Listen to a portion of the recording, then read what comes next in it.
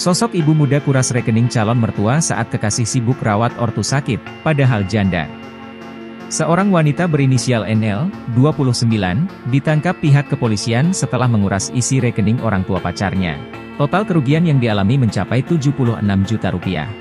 Wakapolresta Bandar Lampung, AKBP Erwin Irawan, menjelaskan bahwa pencurian ini terjadi pada 30 Januari 2025. Korban berinisial Z, 40, yang saat itu sedang merawat orang tuanya di rumah sakit.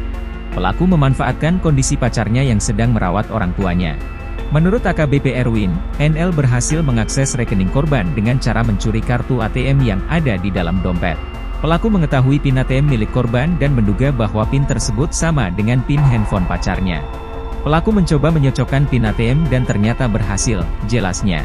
Pelaku kemudian melakukan penarikan uang secara bertahap sebanyak 7 kali, hingga total mencapai Rp76.825.000.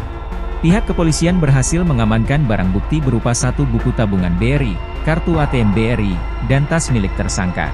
Menurut informasi, uang hasil curian digunakan NL untuk foya-foya bersama anak korban.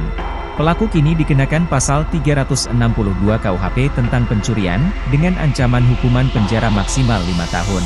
Proses hukum akan terus berlanjut, tegas AKBP Erwin.